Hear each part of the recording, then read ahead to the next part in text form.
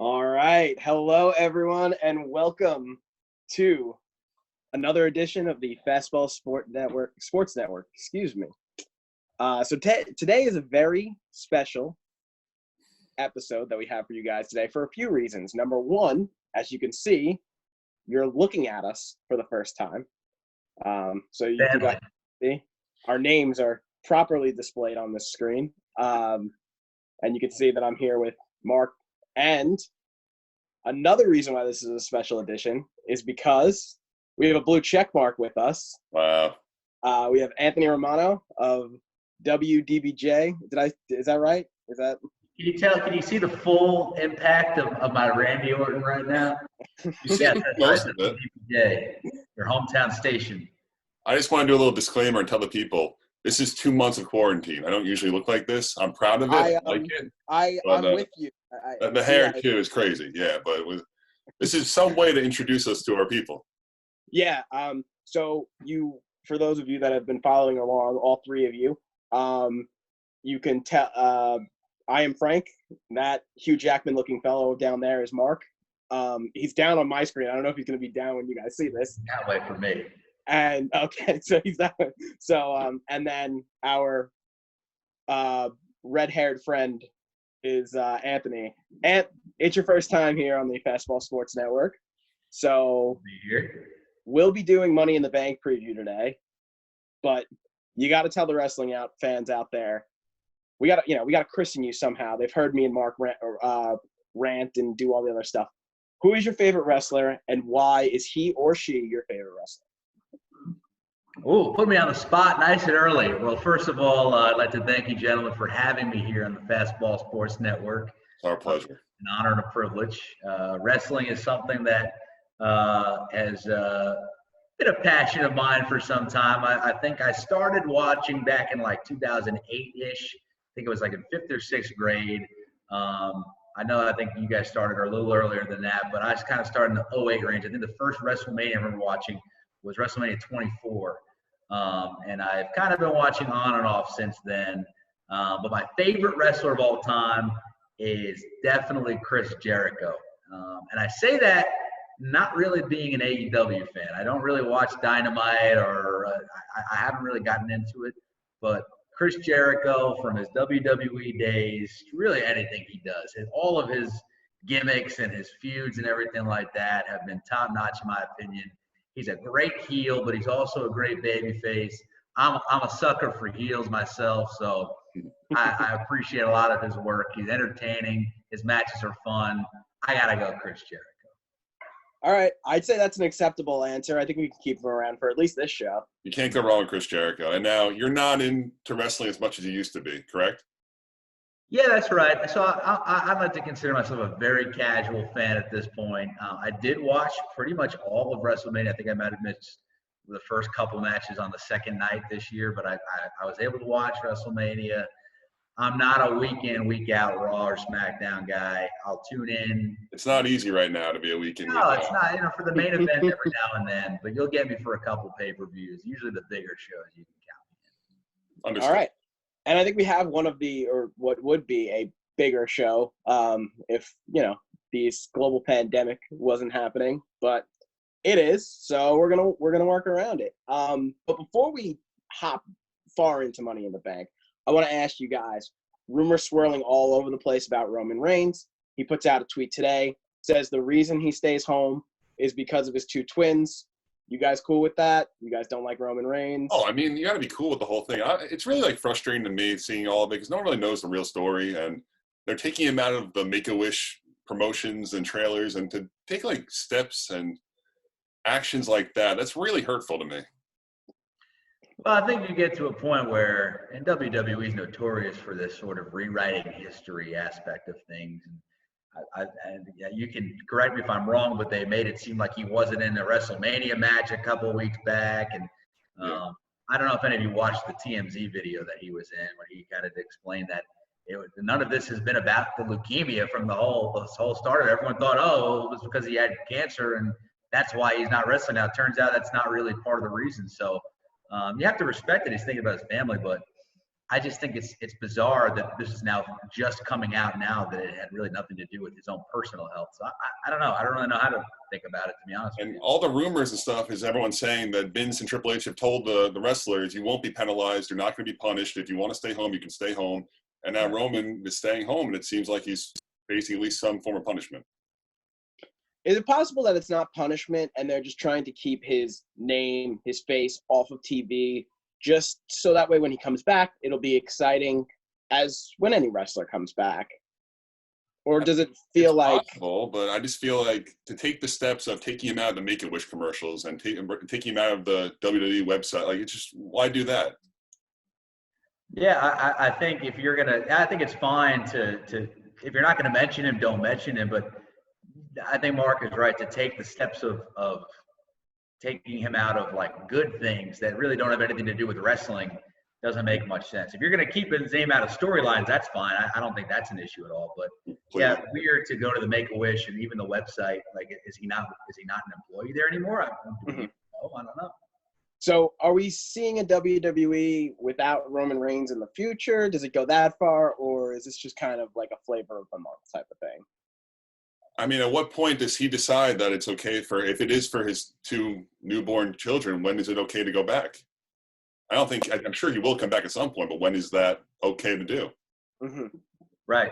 Yeah, I think that's a fair question. He was asked about that in the TMZ interview, and he kind of just didn't really give an answer. He said, well, it's a daily thing. It's changing every day, but certainly didn't sound like he was in a rush. He said, I think the quote was, he's in daddy mode right now. So sounds like he's happy being there. And I don't know. I don't think we can count on seeing Roman Reigns on TV for the foreseeable future, probably. Mm-hmm. Well, it's going to be interesting to see what they do with it. And it's also going to be interesting to see who maybe becomes and fills that top spot on SmackDown, which I'm sure we'll get into. I guess Braun Strowman is technically Braun Strowman. He's technically the top babyface right now, but I don't know if they're going to keep running with him. But hey, we'll get into that, right? So we're talking about Money in the Bank tonight, and for me, fellas, this is one of my favorite pay-per-views every year. I love the concept of the 6-man ladder match. I love when the briefcase is in play and someone can cash in at any point in time. I think that we've gone a long time without it's like someone holding the briefcase for a very long amount of time and then running down the ring in the middle of January and cashing it in. And I think that's like something that I think if you ask a lot of WWE fans, they get excited for. So I don't know. Thoughts heading into Money in the Bank? I love Money in the Bank every year. It's right up there, right below the Royal Rumble for me. I get really excited over it. I'm very concerned with this year's Money in the Bank match. It's climb the corporate ladder where, like I've been saying to Romano, you really enjoy running around the building, and the 2 matches will be going on at the same time. It's going to be chaos. I applaud them for trying something new, and I can't judge it until I see it, but I'm concerned. And I think you hit on the part that I'm a little confused about. And as I kind of stated, I'm not a weekly watcher, so I don't know if they've explained this. But how are they going to have these matches going on at the same time? And how are we supposed to follow what's going on? Just 30 cameramen running around. I have no idea. Are they going to be cutting back and forth? Oh, well, let's check out what's going on with the women. Oh, wait, look what just happened with the men. That doesn't make any sense to me. I'm somewhat excited for it, though. I really am. Like, I'm very interested in how they're going to pull this off. Like, what are they going to do that you're right? Like, is the women's match going to end or the men's match going to end and then the other one still be going on in, like, the 3rd floor of the corporate building? And that's another thing. Are they taking, like, elevators straight up to the roof at one point in time? Are they going upstairs? Like, does Vince cut off the power at some point in time? Like, what's going to happen in this match? And honestly, that's what's making me want to get to Sunday and watch this match. The intrigue of I literally have no clue what this match is going to look like. And I think a lot of the intrigue also comes from the fact that we just less than a month ago, or about a month ago now, saw the first ever Boneyard match and the first ever Firefly Funhouse match. And realistically, the Falls Count Anywhere match that Edge and Randy Orton had was a little abnormal as well. So we kind of got our glimpse of how the WWE is going to try to navigate this period where what can we do to make the situation without having fans in the building as take as much advantage of that as possible and doing things outside the box. Yeah, the pre-recorded creative job with the other ones. We'll see what this one entails, because I think those other matches prove to you we should have no expectations going into this, because we have no idea. Fair. That's I very really fair. wish they weren't coming out at the same time. I think this is already such a bold idea to do it inside of the headquarters when they're really running around and stuff. Like, why at the same time? Why can't they be separate? I don't know. I feel like they're doing it to try to elevate both, but it's going to undermine both. I'm curious to see if they're going to make some type of like some of the men and the women are going to make like some type of weird alliance or something like that, or like There's going to be some spot for sure. Like, think about when they get to the roof, like a woman like sets up the ladder and then like a man goes to like climb that ladder, because the briefcases are right next to each other. I mean, if it holds true to that like Zoom we've seen of the Nia Jax is going to take some crazy bump from one of the male wrestlers. It's going to be a mess. I don't know. Let me ask you: is it one ring, or are there two rings with two briefcases, or is it one ring with both briefcases? It's one ring. Both briefcases are side by side. Like, literally, if you put a ladder in between the middle of them, someone could grab both. Right. And my other question too is, as we know with the WWE, obviously they don't shy away from in this era of doing pre-recorded matches. The Boneyard match obviously was pre-done. The Firefly match was pre-done. I wonder if this will be a live match that's happening as we're watching it, or if they're going to pre-tape this one, because you have to think there's got to be so much editing and so much, like you said, Mark, different camera shots. The technical production of a match like this has got to be complicated. So I wonder how they're going to do that. I think it might already be recorded, like as of right now. Yeah. I'm not 100% sure, but I think Twitter was saying that it's already been recorded. Which, yeah, I mean, that does give them a lot of leeway and wiggle room to kind of move around things they don't like and enhance things they do like. So we got to see. Obviously, it's going to be different.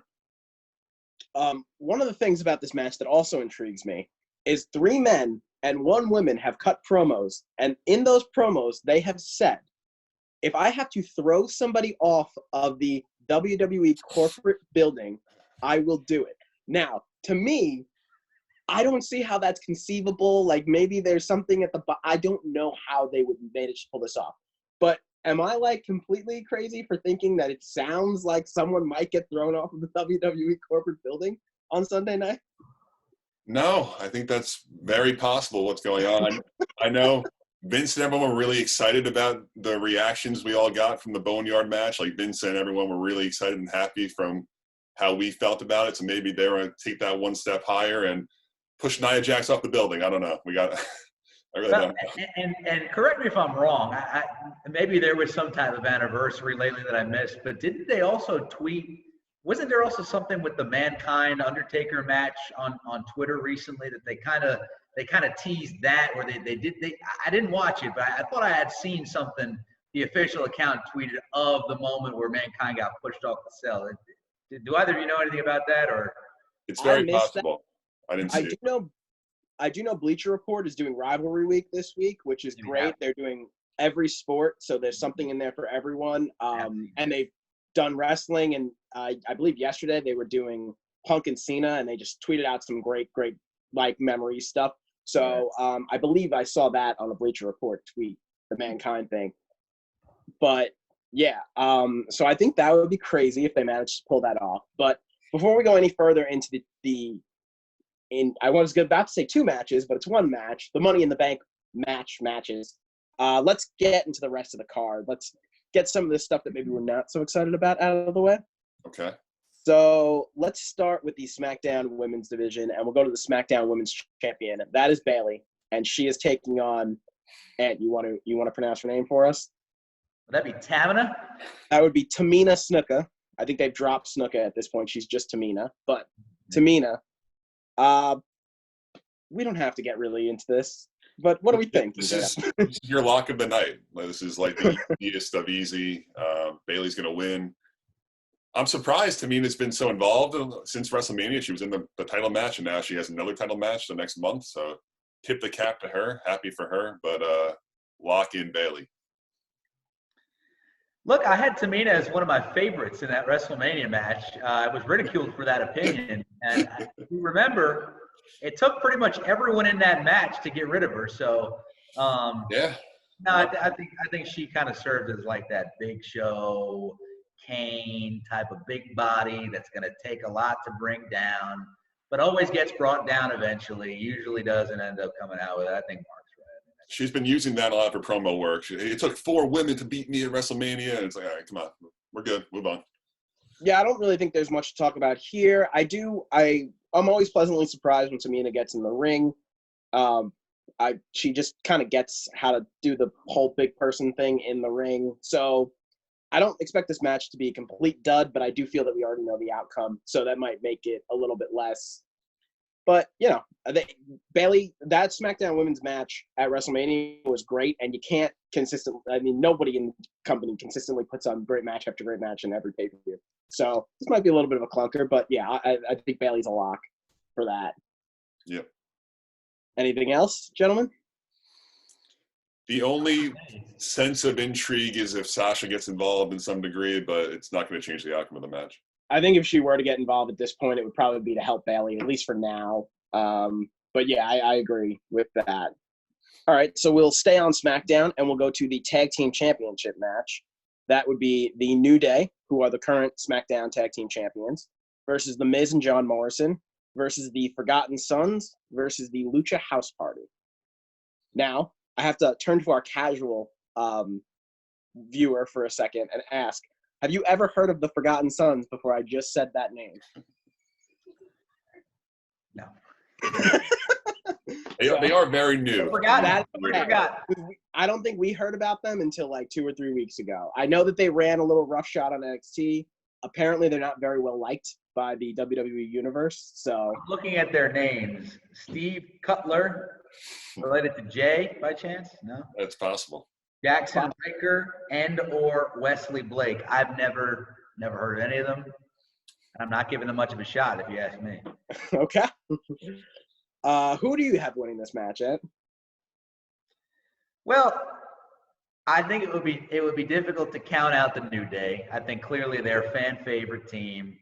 Any match they're in, they're obviously the champions. They're going to have a shot to win it. They're going to have a shot to retain. I think it's interesting because it's not the same teams, but at least with the New Day and Miz and Morrison, we're supposed to get kind of a similar match to this during WrestleMania. Am I wrong? No, you're right. It was supposed to be the triple threat ladder match between those two teams and the Usos. Obviously, the Miz got sick. We don't know what with, but he got sick. Is this a ladder match? Is this match? This is a no. It's just a fatal. Just a fatal four-way match. Do we think that this is one of those fatal four-way matches where they'll have 4 participants in the ring or 2 participants in the ring? Mark, why don't you take us away on that one? Because I know you hate this is your biggest pet peeve in wrestling. It's just so stupid when there's the 2 people in the ring and a whole team isn't involved. It's not elimination either, right? It's just first ball. And here does not say elimination. It just really bothers me when it's like 2 participants in the ring, but there's 4 teams. It doesn't make any sense to me. It always really gets me angry. I think they'll probably do one from each team. I hope. If you have a match like this, in my opinion, it's either forget it. It's got to be Tornado. It's got to be everybody in the ring at once. That would be awesome. There'd be a lot of bodies. I get that it's tough to do. 8 guys in the ring at once. There's a lot going on. So maybe I think Mark's guess is probably going to be right. But it's just like when you have 4 different teams involved, there's so much going on already. People are going to break the rules. People are going to be jumping in, trying to attack people. You might as well just make it a free-for-all and let everybody go at once. That's my opinion. That's fair. Winners? Do we have any predictions on the winner here? Anthony, you say New Day? I'm going to go Miz and Morrison just because I like them. I'm a big Dirt Sheet fan back in the day in their EC Dub days. Okay. And have they won the title since Morrison came back? So they did. They were actually the champs. And then if you remember on the ladder match, Morrison fell down with the titles. Right. So they just lost it in a triple threat match where Big E was the one who won them for.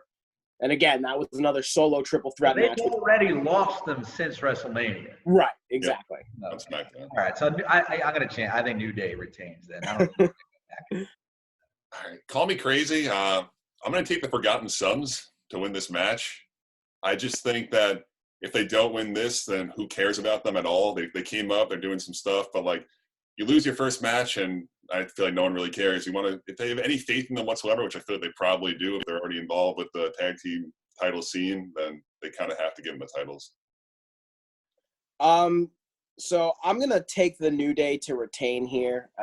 I agree with what you're saying, Mark. I think that if you want to, make a relevant tag team, oh wow, they just beat the New Day and Miz and Morrison, and nobody cares about the them. I don't know if we care about them, but that would be cool. That would make them relevant. If that's really something they want to do. I just fear that.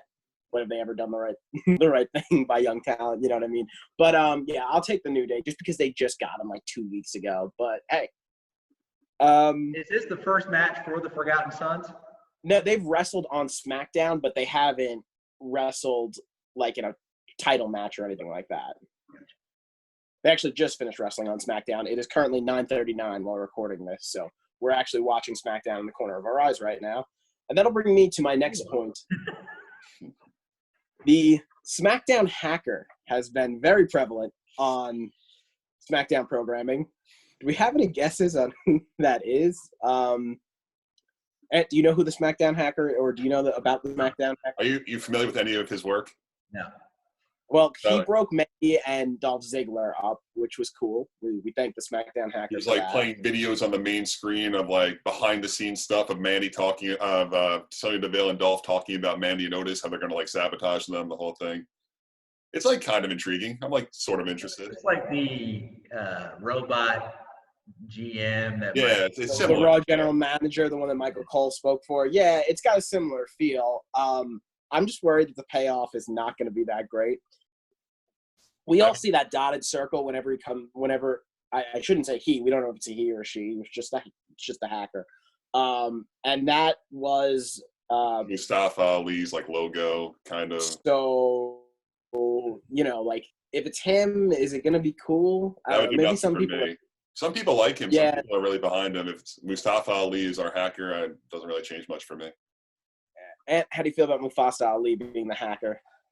That does not move the needle. That wouldn't make me watch. I don't know. I honestly don't know if I've ever seen a match involving Mustafa Ali. So I don't know.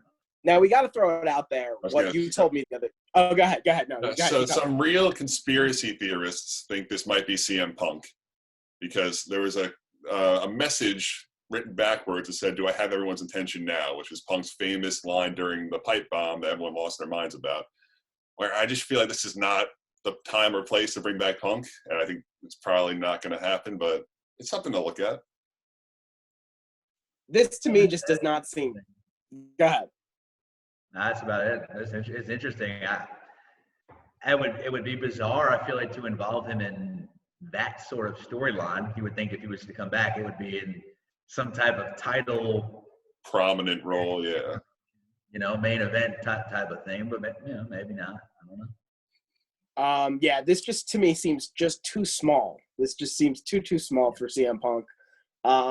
Maybe if he outs Braun Strowman for being a bad dude, then maybe you could get me on the CM Punk this is train. But until he does something that involves a title at least, or a major name in the company, right. This is too small for CM Punk. And if this is the way they're choosing to bring him back, and this is how he agreed to get brought back, then shame on both of them. That's all I have to say. Yeah. All right. Let's move on here. Excuse me, I'm on my phone for the thing, so excuse me for looking down. I guess we can stay on SmackDown. We'll go Universal Championship, Braun Strowman versus Bray Wyatt. And gentlemen, I'm actually very excited about this match. I think the two guys have done a great job with the promos leading up to this. Yeah, it's been really good. I don't think they would immediately put it back on Bray, and it is Bray, correct? It's not The Fiend? It is Bray Wyatt, yes. That's how he's being booked, which could be a key into Braun Strowman actually winning. They don't. It feels like this is their first match. They're just starting the feud. Braun's going to go over here against some wacky way, and then it continues. My question is,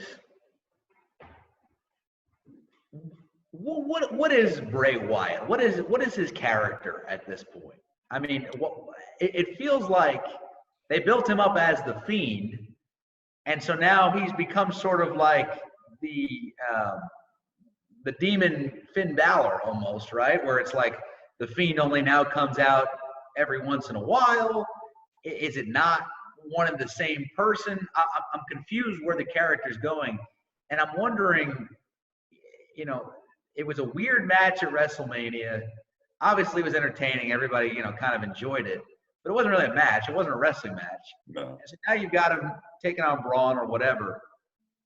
He loses that match. I mean, where does Bray Wyatt go from there? And where does the Fiend arc fit in from here on out? Because if the Fiend is not in a title contention main event scenario, that the creepy character, in my opinion, just doesn't work nearly as well. I don't know what you guys think. So I believe the stigma, or like the whatever it is right now, is kind of like a split personality is what they're going with, where Bray Wyatt is like happy, like he does the Firefly Funhouse, he's like kind of like a kids guy, like the kids show person, and then the Fiend is like all the evilness and darkness inside of him, where I think it really works. I get what you're saying, where if he keeps losing, it's going to hurt his credibility, it's going to hurt his status, but I think if he loses here, no one's really going to bat an eye because it's going to be Bray. I don't think it's going to be a clean finish. I think it's going to be a little wacky, like something's going to happen. Maybe like the Fiend flashes on the screen or something and it gets in Braun's head or something. But no, we got to wait and see. Yeah. I think a lot of the allure of the Fiend has been built up by Bray Wyatt himself, because he does in the promos often mention him. He references him, like he'll say, "Oh, he's coming," or him. So, like, Bray almost acknowledges that it's a different personality. So yeah. So I think that it's important that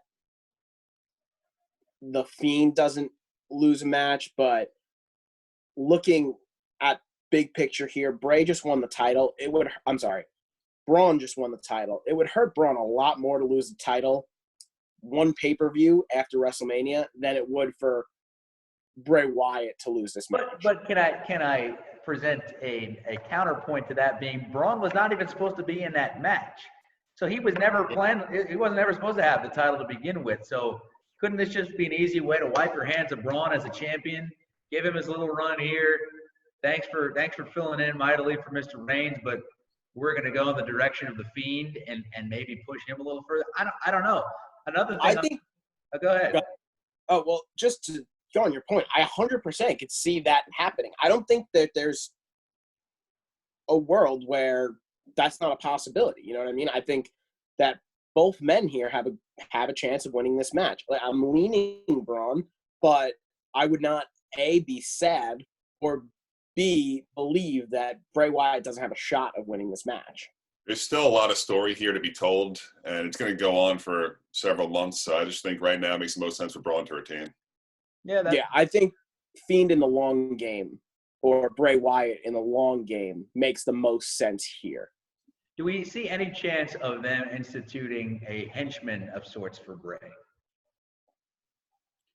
I wouldn't be surprised at some point if it becomes Braun again, and they kind of work with that until maybe Braun like breaks out of his control again, because right now Bray is showing him the mask a lot, the sheep mask that he would always wear when Braun used to be in the Wyatt family. And I can see at some point, maybe for a couple months stretch, where Braun is like his lapdog and the Fiend sends out Braun to like go destroy people. I think that could work. Yeah, that would be cool.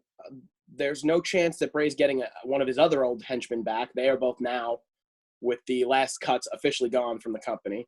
So those guys aren't coming back. What's his name was already in AEW. Luke Harper moved on to AEW a few months ago, and Eric Rowan was just released in the cuts. So I don't hate that idea, Mark. I think how much are they really diving into the old Wyatt family persona? Is that still? Are they acknowledging that that's like part of his past? Yeah, or not really? This is for the build. For this feud, they've built it, and they've mentioned it in the past with Cena. How that was old Bray Wyatt, and this is the new Bray Wyatt. Yeah. So I think they've done a good job of like playing into the fact that that's still like Bray Wyatt. Like, we're not trying to create a different character, right. But Bray Wyatt himself has changed dramatically in this time.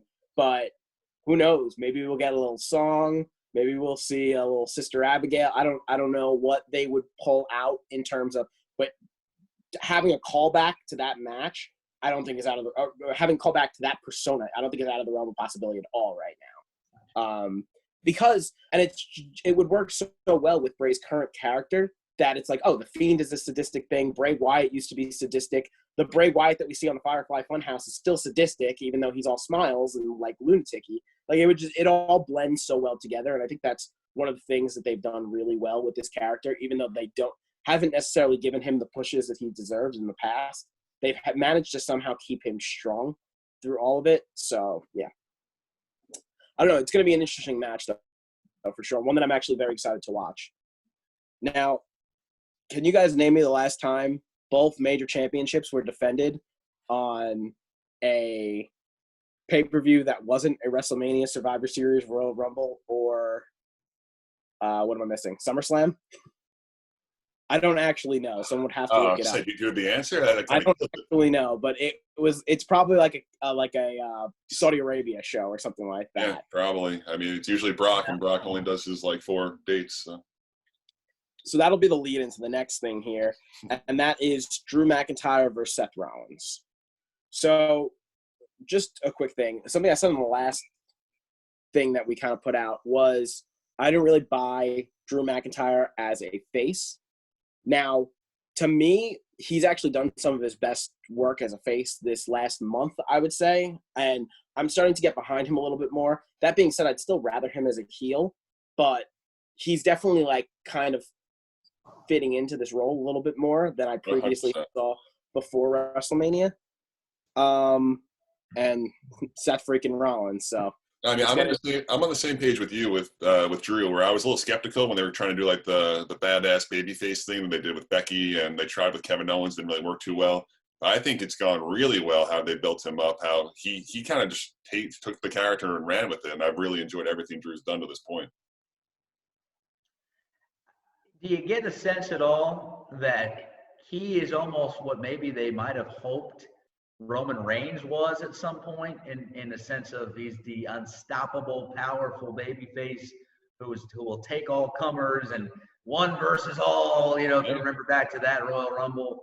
I mean, gosh, he had to fight the Big Show just 20 minutes after beating Brock Lesnar. And I mean, I don't know. Stack the deck. We don't have an audience reaction to really know how people will respond to him. We don't know how the audience would have taken him beating Brock. We don't know how they would have reacted to that Monday Night Raw. 20 minutes after, whatever the case was. So I don't know. I think it's interesting, but yeah, we've only really known him as a heel in the past, so it is kind of an interesting thought. That's a really good comparison to Roman, where he's probably what they hoped Roman would become. How it seems like, we obviously don't know right now, there's no fans, but it seems like the people like him via social media. It seems like he has a really nice following behind him. And no, I think that's a really good comparison. My question now is he doomed to repeat history? Because we've now seen this twice. Listen, John was a different breed when Cena was doing the championship runs. People were booing him, but he was different than everybody else. He could deal with it. We've now seen Roman Reigns and Seth Rollins not falter, but not get the crowd reaction that Vince really wanted them to get. And he never changed plans with Roman, but with Seth, the crowd turned on him after he beat Brock. He brought the title back to being relevant on the show, and the fans still booed him out of the building. So to me, I'm happy that Drew McIntyre finally got his, comeuppance, the championship that he so rightfully deserved, because whether he's a heel or a face, he deserved this championship 100%. I don't want to take that away from him. I'm just concerned, how will McIntyre be different? Like, what's different about Drew McIntyre? To me, Seth Rollins can play babyface much better than Drew McIntyre just by looking at him and the pure size difference. So, again, Mark, you've always said it to me, the constantly believing that Roman Reigns is this big-time underdog is hard when he wins every match and he's this powerhouse, and you look at him and he's a physical specimen. Like, the narrative doesn't work. The underdog narrative. It's the same thing with Drew McIntyre. So my question about Drew, before we go into this match, can he stop that trend? Do you think he can stop that trend? Is the accent, does that do it? Or go ahead, Mark. It's a loaded question because there's always going to be someone else where the fans were crazy behind Seth Rollins until he became the guy and they turned on him. Right now, they really like Drew, and then say Adam Cole's going to come up and they're going to want Adam Cole to be the guy. For an example, like I hope not. I think people really like him, and it has been pretty organic how they built him up. It hasn't really been in your face, which I know he won the Royal Rumble, but he worked for a long time doing not really anything for like probably almost a year after he came up from NXT. He wasn't really doing much, so it was a pretty organic come up, and I think it works. I don't think they're going to turn on him. I think more than anything, what most people want from this level, from the main event level type of people, is a sense of realism, a sense of like believability that on any given week this person can win or this person can lose. I think it has to be believable that Seth Rollins could beat Drew McIntyre in this match, and that this could be an even good fight involving two people who could easily win the match. I think at the end of the day, that's what people want. And so when you have a guy that's built up like Roman, where, oh, he's the underdog, but all he does is win, those two things are totally divergent. Yep. But if you had a situation where if you build it right and you show that both guys are viable options, both guys could win this match, I think people would be more likely to ride a guy like Drew if he continues to win that way, where he's beating people believably. The stuff that we saw at WrestleMania with Goldberg and all of that stuff. I mean, even the Brock Drew match, it was just a finisher city. I don't think that stuff really resonates with people anymore. I think it's cool when someone returns, you see him hit a couple F5s or whatever. But when you're on the show and you're doing matches, you want to see a real match. You want to see an entertaining, good wrestling match. Yep.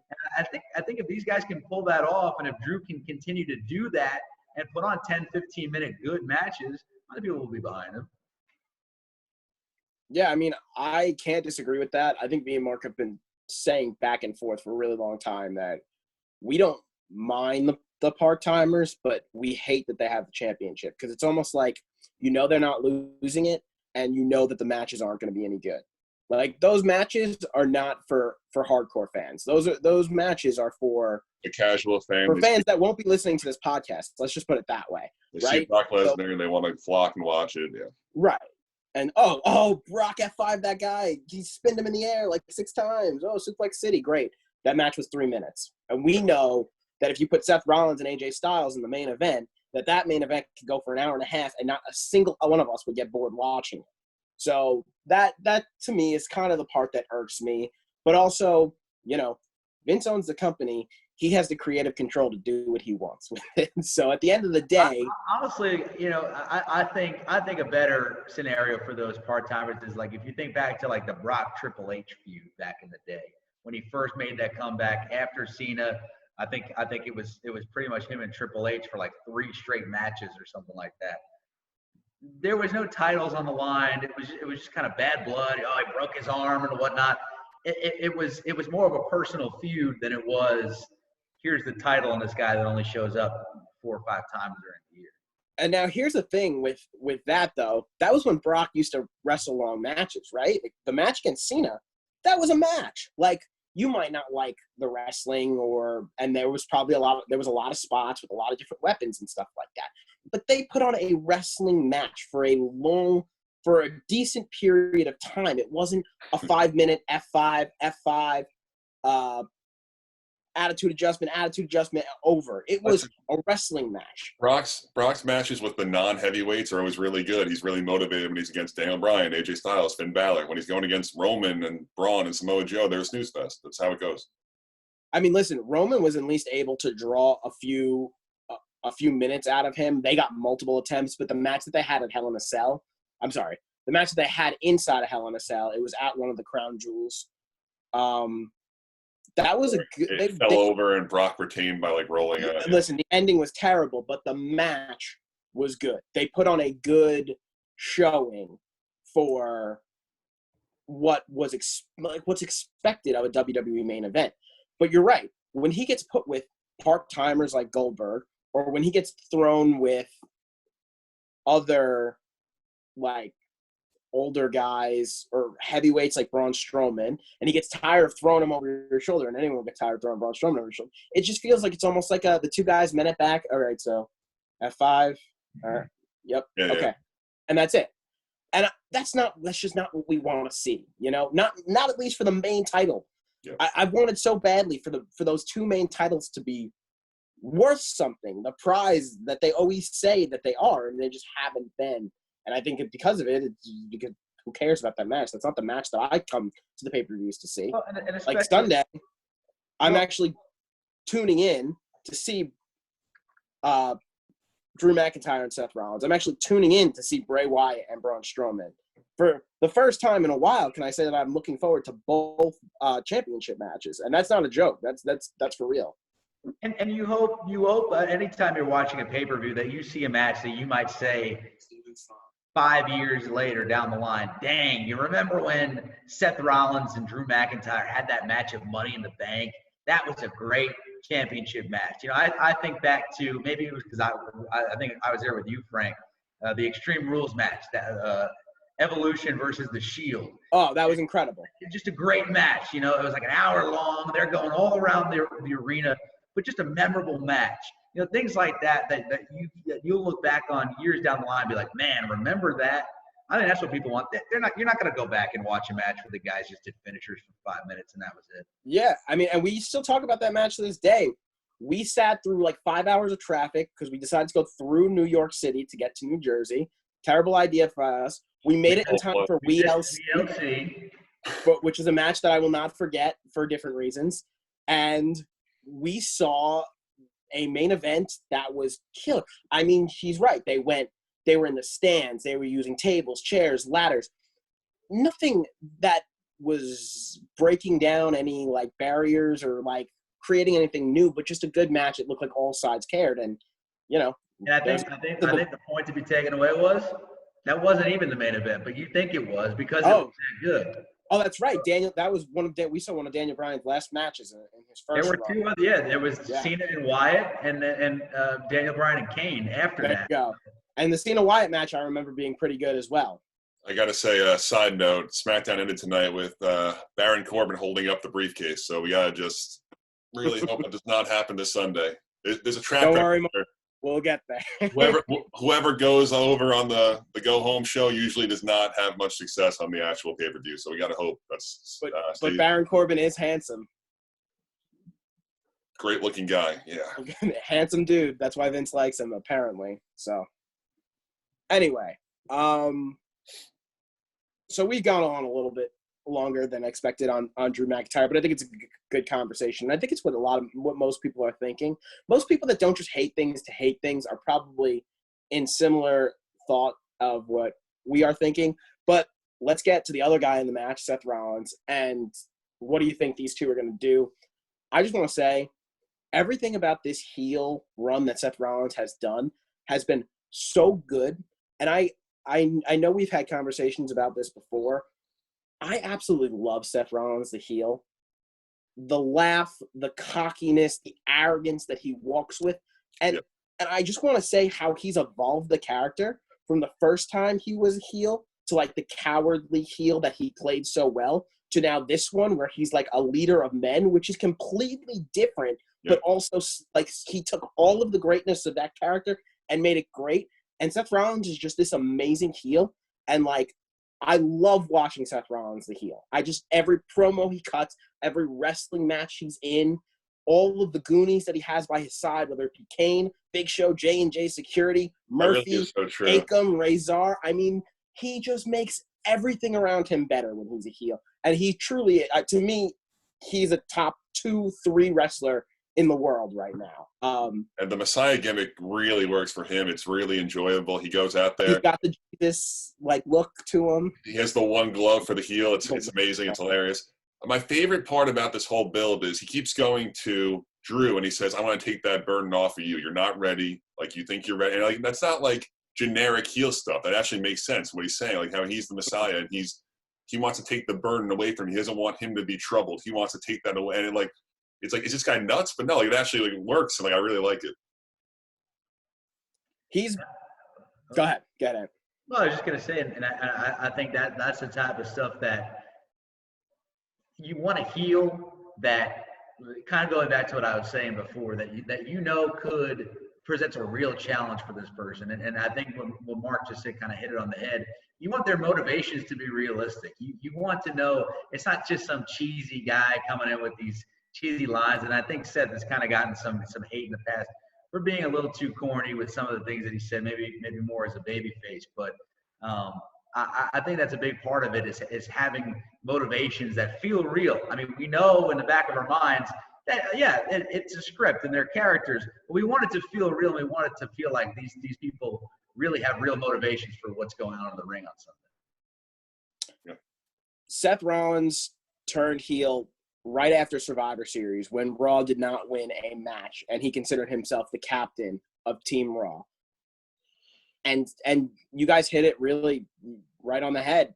Everything he has said since has been something where you can see that if you were in Seth Rollins' shoes, you might say to somebody else. I remember when he recruited Akam and Razor, the AOP, thank you. He goes to them and he goes, "You guys weren't even on the show. Why did you show up here? You guys didn't even participate. You two huge Samoan guys didn't even bother coming to Survivor Series." And it's just like everything he does as a heel, everything he touches as a heel turns to gold. And I just hope that we never see him turn face again, even though I know he will, because guess what? You're going to start cheering him again. All of you people that booed him out there, you're going to start cheering him again, because if you're not cheering this, you just don't like things. I don't know. Like, you just don't like wrestling. I want to say something else too, and I know that this is going to come as a hot take. Seth Rollins is the closest thing we've had to CM Punk since CM Punk has been gone, okay? He is the wrestling, microphone, everything, closest thing to CM Punk, to that level of performing that the WWE has seen since CM Punk's departure. It's not a bad comparison.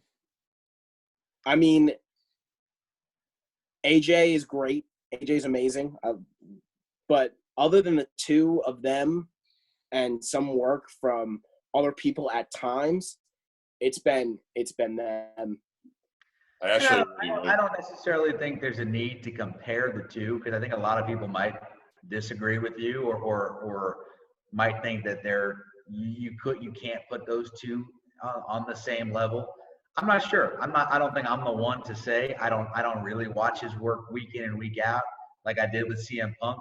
I was much more tuned in during his era where he was at the top. So it's hard for me to really compare the two, but I see where you're going with that. I don't know if there's necessarily a need to compare them, but to say that he maybe is as versatile in being effective as a heel as CM Punk sort of was, I think that might be fair to say. I think that he commands that attention that Punk does, that, again, we're having a lot of trouble seeming to find credible heels to face credible faces. And I think they've actually hit it, of course, the pay-per-view after WrestleMania for both SmackDown and Raw. So, Mark, do you want to say anything else? I feel like I just was about to cut you off. No, I think Drew is going to retain here. I really wish that Seth was in the Money in the Bank match. I think that was his all-time best work when he was Mr. Money in the Bank. And like you said, he's evolved so much as a character, like a brand new heel. He could probably do some crazy work, some crazy promos with the briefcase, but it was not to be, and I think Drew retains. I'll go with Drew as well. I think it's too early in his tenure. They built him up. It was too much of an emotional moment at WrestleMania. Unlike Braun, who I think could easily lose, I don't think Drew is a one-and-done champion. Yeah, I think they kind of have to keep the title on Drew, too. I'm going to agree with you guys. But I tell you what, I hope the Monday Night Messiah gets his hand around the title belt before the end of the summer. That's my hope. But, again, and that's not a knock on Drew McIntyre. That's just how much I'm loving the Seth Rollins character. So, with that, that's actually the end of the card that isn't Money in the Bank matches, believe it or not. So, just some notable – Oh, is that 3 matches? Literally, there's some notable omissions here. Becky Lynch does not have a match on this card. Unless what I'm looking at is wrong, but it says that it was published not too long ago. That's the 4 in the Money in the Bank. What'd you say? It's the 4 that we talked about, and then the 2 or 1. The 2 Money in the Banks, which is 1, but we'll talk about them like they're 2 in a second. The Raw Tag Team Championships are also not being defended. It's not the Viking Raiders versus the Street Profits. That's not happening. That might have been a last-minute omission. As of right now, it's not saying that on the card. If that were to be a match, what are we thinking? Nothing, Ed. You don't know. What it be?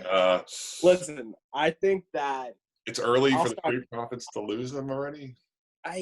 To me, it just seems like the Street Profits don't really need those titles anymore. The Viking Raiders probably do, but like also at the same time, you shouldn't reward the Viking Raiders for being boring and like not being great. And the Street Profits have been the opposite. They brought in Bianca Belair. They've just been so entertaining, and they've just been such a breath of fresh air, something different. You should keep it on the Street Profits, but I do think they're going to give them to the Viking Raiders if they do this match, which we're not actually sure. I know they wrestled on Raw, and it was a really good match. The Viking Raiders won in like a half-hour match, so you just got to assume it's probably going to be on this card too. Mm-hmm. But Mark, what do you think? Street Profits do, I guess. I don't know. All right. So we'll get into the good stuff now. We're talking Money in the Bank matches, and we will go ladies first because that's the order of what I have here. So the participants in this, Ant, you ready? I'm ready. All right. We've got Nia Jax. Don't worry. I already know who's in it. Oh, okay. All right. He's ready. It's Nia Jax, Asuka, Shayna Baszler, Lacey Evans, Carmella, and Dana Brooke. Now, Mark, I have to ask you a question. Yeah. I want to hear what I want the whole world to hear what you have to say about this. Dana Brooke getting in over Naomi. How are you feeling about that? So here's my thing. It's a little out of the box. I think that Sasha Banks is going to win this match. And because you set me up with Dana Brooke, yes, Frank's looking to check. Is Sasha Banks in this match? I am. I actually did just I saw you look down. No, she is not in this match. So I believe that Bayley and Sasha are going to jump Dana Brooke and take her out of commission, and Sasha's going to take her spot and win the match. So that's what I think about Dana Brooke. All right. So you hate it? Is it crazy? No, I think that would be extremely entertaining, and like it's just happening at the WWE headquarters. So Sasha Banks could just like take the elevator up. She can just run in and say, Remember Brock? Brock was not in the match. Ran and climbed up the ladder and took the briefcase. So there's really no rules or know what to expect. I wouldn't hate that. I hope that she does a little wrestling beforehand. But they've teased Sasha Banks, I feel like, to win like the Boss in the Bank, like all this stuff so many times in the briefcase, and she never has. She was never like in it, and just the fact that she's not even in this match, I feel like it's like fishy. She's not on the card. Like I just think she's gonna win. Right. And you got anything? I don't hate that. See, this is where I go back to the idea that they're doing the matches at the same time. That I feel like that aspect would cheapen a moment like that, where it's like, oh look, they're attacking Dana Brooke, but wait, let's cut back and see what Daniel Bryan and Rey Mysterio are doing on the third floor. Like, while that's happening, what's going on elsewhere? You know, I'm so intrigued to see what that's going to look like, because I wonder if they're going to do big spots like that and shocking twists and reveals. I don't know. I until we really know what it looks like, I'm interested to see how they would do something like that. And I will say on Raw, really quick, Frank, on Raw, they have a little teaser that it was like Becky Lynch next week will confront the Money in the Bank winner. So everyone's like, all right, so it's probably a Raw person. Like they kind of played their hand a little bit there, where it feels heavy Asuka or Shayna Baszler, but I hope not. I like Asuka. I hope not Shayna. Listen, I think, okay, so this is a little bit of far-fetched here. I think they went wrong putting all three of those women in for Raw, and I really, really, really believe that they should have put Liv Morgan in this match. I don't know if anyone saw Monday night, but Liv Morgan and Charlotte put up a great match, a freaking great match. And it wasn't just Charlotte Flair being Charlotte Flair, because we know Charlotte puts on great matches all the time. That's what she does. That's why she's a 15-time women's champion already.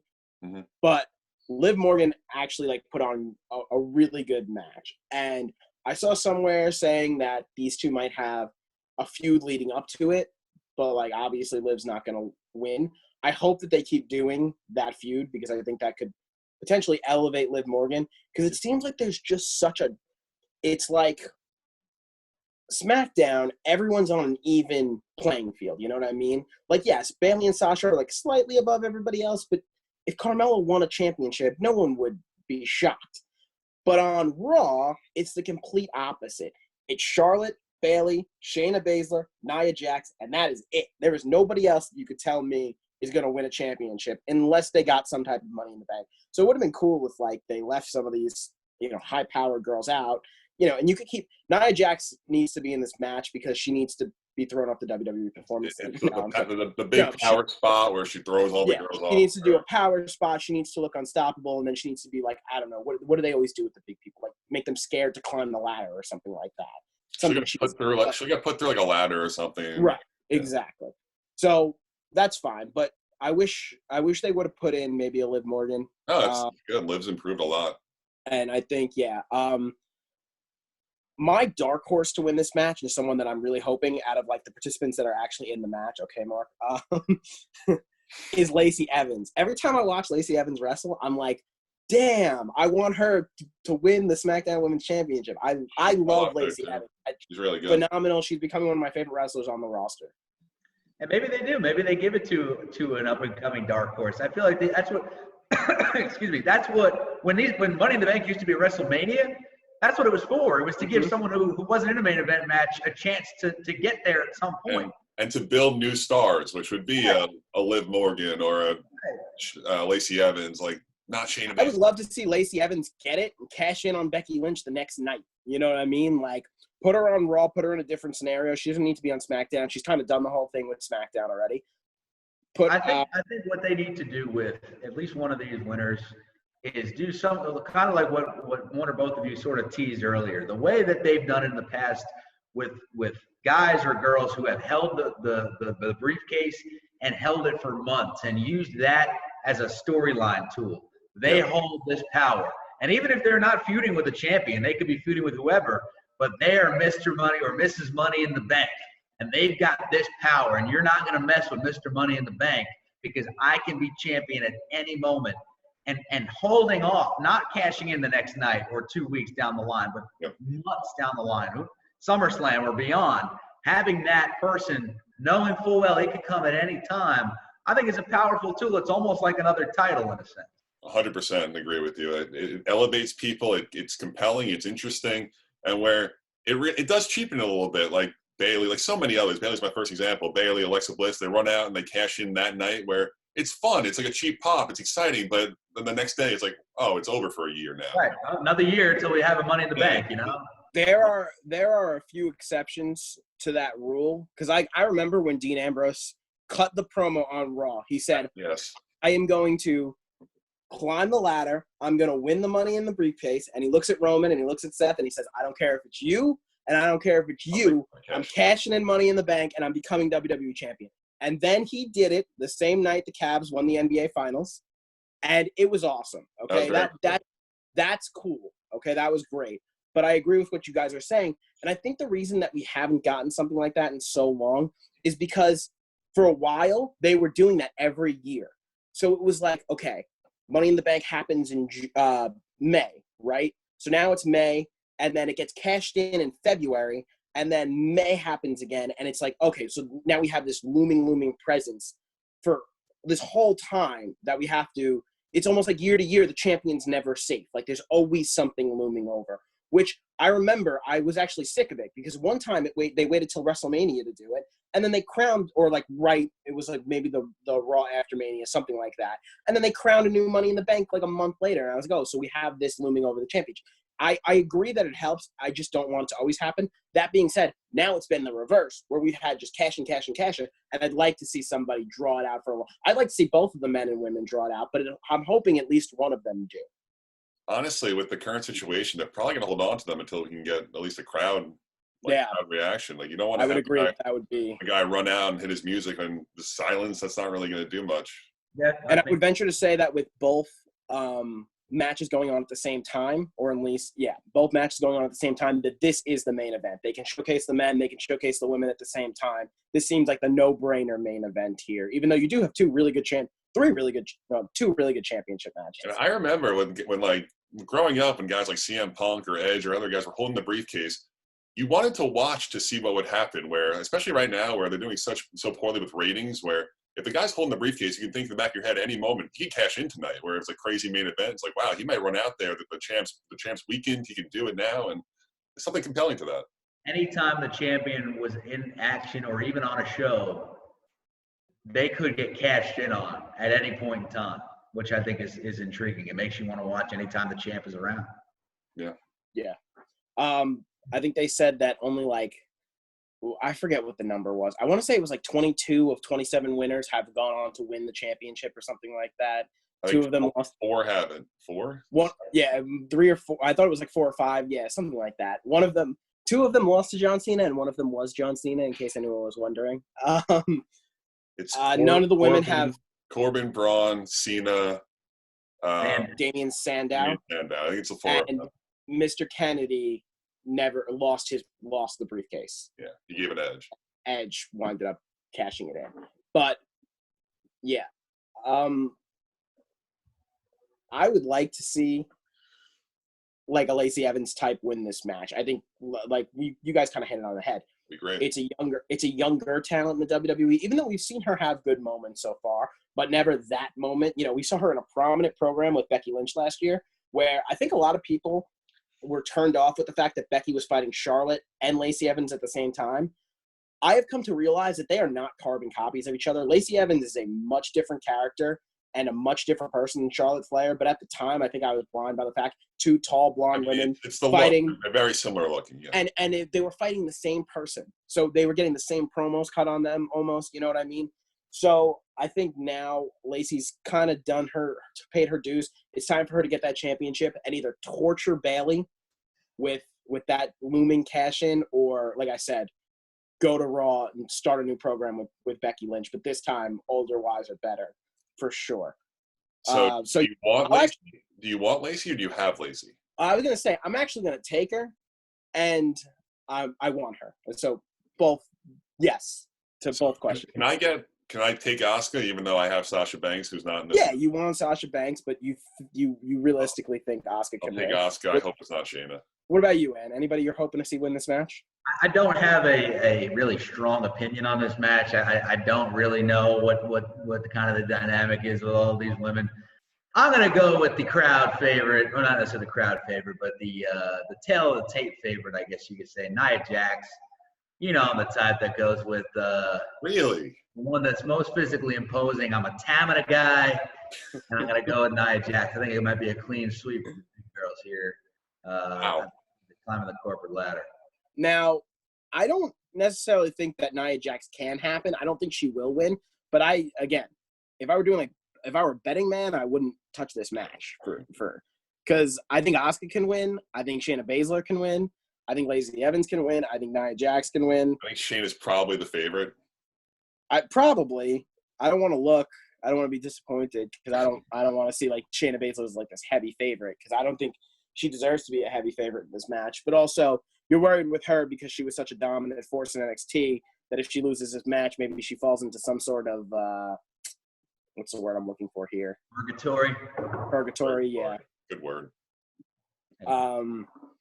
So I'm hoping that we get a good match. And honestly, if Shayna wins, I won't be that upset. Like they'll probably do something good with it. It's just we kind of been there, done that with Shayna, Becky, and Becky and a lot of these girls. I think Nia Jax Becky would be interesting though because I think she would absolutely pummel Becky, and then they would set up a really good match where maybe Nia would win, maybe Becky would win, but I don't think that would necessarily be the worst thing ever. Shayna Baszler is probably the person that I don't want to win the most though, if I had to say. We have 3 different answers. That's pretty fun. Yeah, that is cool. 6 options. Dana Brooke wins this match, Mark. You happy? No, I don't think so. But I would take her over Shayna in a heartbeat. All right. So there you go. So we're not rooting against you, Dana. We're just not rooting for you. Any last thoughts on the women's side of the Money in the Bank match? It's not even the women's Money in the Bank match. It's the women's part of the Money in the Bank match. Let's go to the other side. Yeah, let's see what we got with the men. All right. So for the men's Money in the Bank match, we have Aleister Black, Rey Mysterio, Daniel Bryan, Otis, King Corbin, and AJ Styles. Now, Me and Mark were texting about this on Monday. Hallelujah that they added AJ Styles to this match. Listen, if Apollo were to be in this match and win it, not a knock on Apollo. But I think we were both sitting there once Apollo got hurt, and we were just kind of wondering who were they going to add to this match, and we didn't think that they were going to pull the trigger. I don't want to speak. AJ never crossed my mind. Yeah, certainly I didn't think that they were going to pull the trigger on AJ Styles, and I'm glad that they put him in this match. And honestly, I'm kind of hoping he wins this match. Yeah, it felt like it was going to be Andrade or like Angel Garza, some random guy just to throw in there. But no, they went AJ Styles. They went really big with it. It feels hypocritical for me to come out and say, like, I want AJ Styles to win this match after saying I want them to, like, push new talent, because obviously AJ Styles is not new talent. But when you have someone the magnitude of AJ Styles and the work that AJ Styles does as both a heel and a face, he can chameleon himself into becoming a babyface, cashes in against a heel. He can become the heel if he can, or he could stay a heel if he cashes in against a face. He cut a great promo, one that I don't even think we understood on Monday when he said, "Yeah, I'm back." Guess what? It was a buried alive match. There are no rules in a buried alive match. I didn't lose. The boneyard match. There's no rules in a boneyard match. So, yeah, I think if you think of it this way, this may be the last time we ever see AJ Styles be able to win a Money in the Bank match. So why not see what he can do as Mr. Money in the Bank? I mean, he's probably realistically entering his last hurrah as a main eventer in the professional wrestling world. Yeah, you can imagine in the next probably year or two, he's going to start to transition into that part-time or maybe only works a few pay-per-views a year type of guy. While he's still appearing on TV on a weekly basis, why not see what he can do in that role? I don't think it necessarily has to go to a young guy. I think it should go to a guy who can make the most of that persona. And I think that'll be a lot of fun having AJ Styles and Mr. Money in the Bank. I think he's the type of guy that doesn't really give a crap what he says, who he offends. He'll go out there and he'll be the threatening appearance week in and week out, and you don't know when or who he's going to cash in again. And he just enhances the credibility of this match so much, where going into it, it was kind of like, all right, so Daniel Bryan's a big deal. Rey Mysterio used to be a big deal, and Aleister Black's up and coming. But then the rest of the field is nothing. It's Otis, Baron Corbin. And I like Apollo Crews, but he's not really exciting. He doesn't he's fun, but it doesn't really matter much. He's exciting to watch, but it's just not a big enough name. Yeah, exactly. You put in AJ Styles, and everything changes. The landscape of this match is just totally different, and it's so much more exciting and interesting. There's so many more outcomes that could happen now. I think it was absolutely the right move. I actually read that they were planning on keeping him off TV for like several more time after the Undertaker buried him, but Raw is doing like its absolute worst ever in ratings, and they thought bringing back AJ Styles would really enhance that. So I don't know if that's true or not, but it makes some sense. That definitely makes sense. I would love to see a scenario where AJ is involved with the main title along with Seth Rollins and Drew McIntyre, because I think one of the things that have also been missing because in that main event picture is I feel like every once in a while, like over the last like few years, we would get like these feuds that would be more than one person. And I don't think we've gotten a good triple threat or like fatal four-way match for the big title in a really long time. And I think that's like, obviously I've talked about how much I like AJ Styles. I think Drew McIntyre could definitely play the part. And Seth Rollins, I think the three of those men fighting over the title instead of the two of those men fighting over the title, I think that would just blow expectations away with what those guys can do in a triple threat match in a prime spot. So, I mean, listen, again, we're hoping. Not to mention, think about what that would do to Drew McIntyre if he's able to come out victorious on the other side of that. Not only are you beating, a Seth Rollins one-on-one, but now you're taking on Seth and AJ Styles, two already cemented champions in professional wrestling. Makes him look even better if he's able to come out of that and still look good on the other side and retain. Yep. So I guess my question for you guys is, I think that there are legitimately three people that can win this match. Who are you guys picking? I want to say AJ. But I think it's like really obvious right now. AJ. I feel like that's like got to be like the main guy. AJ and DB feel like overwhelming favorites right now. I think I'm going to take Aleister Black. I think that he's really important. I think he's done enough of the jobber stuff where he really has to get involved with the actual title scene before, I'm not going to say before it's too late, but before people stop caring.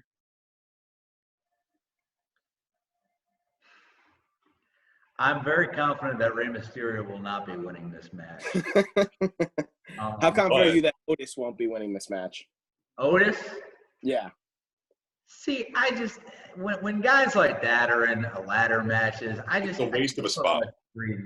In that, and I know maybe I'm hypocritical because I picked Nia Jax to win the other one, but it's kind of different with the women, and they're not like Otis is just huge. He is obese. I mean, to imagine that man being athletic enough to outfight these other, like a Daniel Bryan or a Rey Mysterio who can just climb up that thing no problem. I don't know. I see that being a little unrealistic. We don't know what the hell is going to happen. I mean, this is going to be weird. It's going to be probably pretty funny at times. I like the AJ Styles pick. I personally want to see him as the Money in the Bank holder. I think he kind of fits the archetype that we just talked about. I think he'd be entertaining. I think people kind of appreciated the work he did with The Undertaker at WrestleMania. I think it would be a nice reward for that. And like you said, they need eyeballs right now. I mean, they are at record low ratings week in and week out. Putting something like this, I mean, as much as, like you said, Mark, Aleister Black has put in the work, but, is he moving the needle? Is a guy like Otis moving the needle? I mean, if you say AJ Styles is the Money in the Bank winner, maybe they just say, you know what, we're going to have him cash in a couple weeks on Raw, and maybe that's what happened. I don't know, but at least it gives him some type of credibility, or SmackDown, or whatever the case is. I don't even know. I'll pick AJ Styles. So I agree with what you're saying, Ant. I think that before the whole coronavirus and closing everything down, the plan might have been for Aleister Black to win this match. But because the ratings are what they are and everything is the way it is right now, having AJ Styles or Daniel Bryan, I think Daniel Bryan is just as credible as AJ Styles. I think AJ would be a little bit better with the briefcase, but again, I think Daniel Bryan would have a lot of fun with it too, and in a quirky face way, which is easier different. For the heels for sure. It's so much easier for the heels, but Daniel Bryan's is a pro's pro, so I think he would be good with it too. I do feel like they need to put as much brand name on the show as possible. If they can find a way to get Cena back, I'm sure they will. If they can find a way to put Brock on the show a little bit later down the line, I'm sure they will, because I think that's just what they need right now. I saw rumors that that Vince was about to sell the company to ESPN and Fox. So I don't know. They're promoting Randy and Edge for Raw no one really knows why, but they're just trying to get people to watch. So listen, things will get better for the WWE, I think, in the coming months, just because we live in New York, right? And you're in Virginia right now.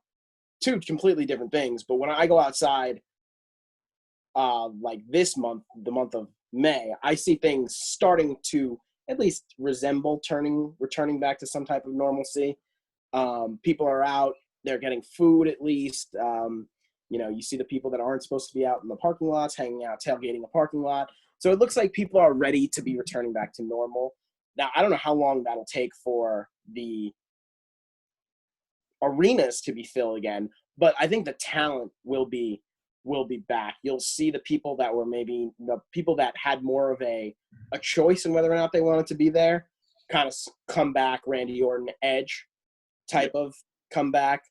And I think that the talent is going to be there. Again, we can't count on Roman Reigns, but there's nobody really else where I'm seeing now where I'm like, oh, like that person's going to be held back. I think because of that, they'll put the brand names out there and they'll get the talent back. And then you can have a Randy Orton versus Drew McIntyre and have Seth Rollins be doing something else and have AJ Styles be doing something else. And then it's like, okay, we have a card now where it seems like, and honestly, I think they've done a pretty good job, but they've had to fill spots that those guys have left behind. That's why we've seen Austin Theory and Angel Garza get a shot. And I'm not knocking those guys. I actually think they've done a great job. And who's done a really great job, is Zelina Vega. Zelina Vega's been She's amazing. done an incredible job of making those guys relevant, making me actually not turn off the TV when I see Angel Garza. And again, it's not a diss on Angel Garza. It's just, you're not Randy Orton yet. Maybe you will be one day. You're not Randy Orton yet. So I think that you're right, and I think they go AJ Styles here because of the times. But listen, I would not be upset if Aleister Black won that briefcase, and I would not be upset if Daniel Bryan won that briefcase, and I just hope King Corbin doesn't win the briefcase. I would say this. King Corbin has like a chance of winning this briefcase. Like a small chance. Like a much bigger chance than Rey Mysterio or Otis. That's fair. I mean, I would say the on the show of holding up the briefcase like you said they did. You have to at least consider that they might give him the briefcase. And he's already won one before. Yeah. So I think that actually I said 3 men have a chance. I actually think 4 men have a chance, and that being AJ, Aleister Black, Daniel Bryan, and King Corbin being the 4th. I want us to come back here on Sunday night and review the absolute chaos that's going to ensue in the Money in the Bank match, but I know I will not get Mark back on here if King Corbin wins that match. That'll be the straw that breaks the camel's back. If the lasting image is Dana Brooke and King Corbin, you might not get me back. If it's just Dana Brooke and King Corbin holding up the Money in the Bank briefcase. A great meme. Listen, I know you guys are like very nervous about like how, or not nervous, but very like, I don't really know. Nervous is fair. Nervous is a fair word. I am so excited for both these.